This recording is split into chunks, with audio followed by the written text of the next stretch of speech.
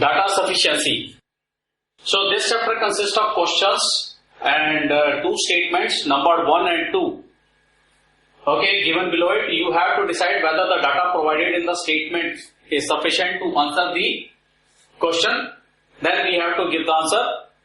So the possible answers are A. It means that the statement 1 alone is sufficient to answer the question, while the data in the statement 2 alone is not sufficient to answer the question.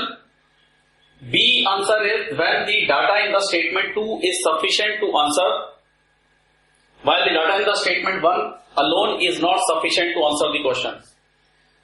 Option number 3, if data either in statement 1 is alone or in statement 2 are sufficient. It means any one can be used to answer the question. D, if the data given in both statements are not sufficient, we cannot find the answer. Both statements does not have sufficient information, it's not proper information. E, if the both data in the statement 1 and 2 together are necessary, both are required to answer the question. Let's see our question number 1. In which year was Rahul born? So statement 1 says that the Rahul at present is 25 years younger to his mother. So from first statement we cannot find the age of the Rahul. We only know that Rahul is 25 years younger than his mother. Statement 2 says that Rahul's brother, who was born in 1964, is 35 years younger to his mother. Now with the statement 1 and 2, we know that Rahul is 25 years younger to his mother and Rahul's brother is 35 years younger to his mother. It means Rahul is older than his brother by 35 minus 25, that is 10 years. So from statement 1 and 2, we can find that Rahul is 35 minus 25 is equal to 10 years older than his brother. And now since his brother is born in 1964, so he is born 10 years older, means he is born previous to him by 1964 minus 10, that is 1954.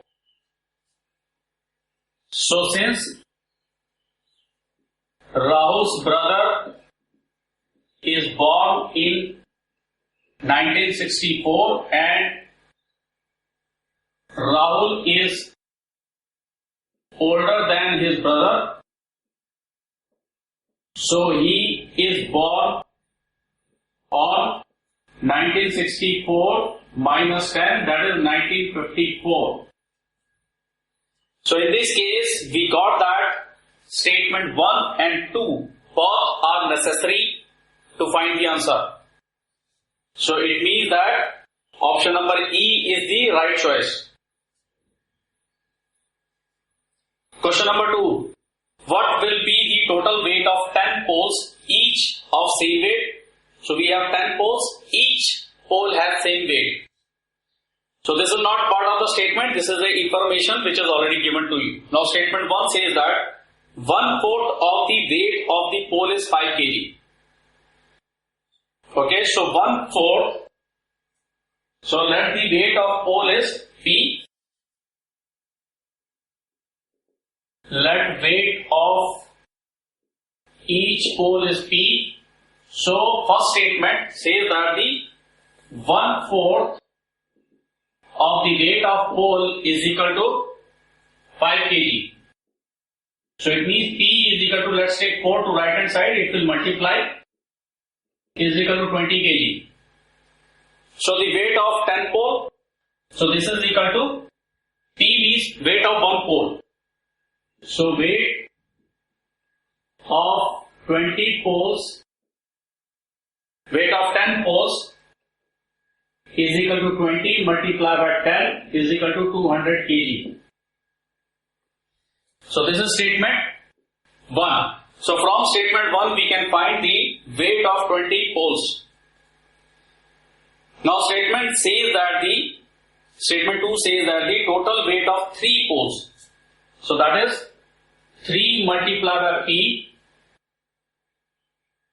is 20 kg more than the total weight of 2 poles.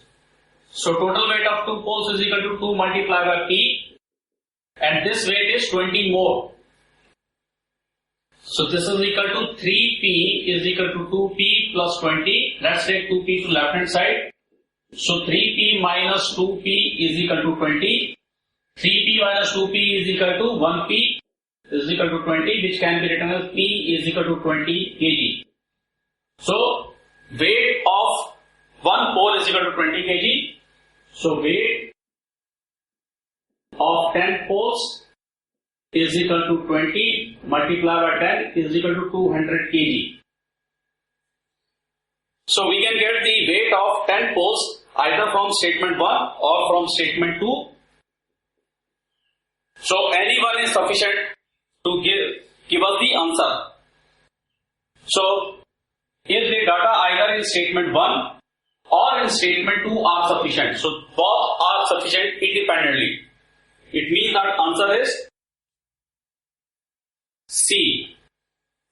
Let's see some more questions in the next chapter.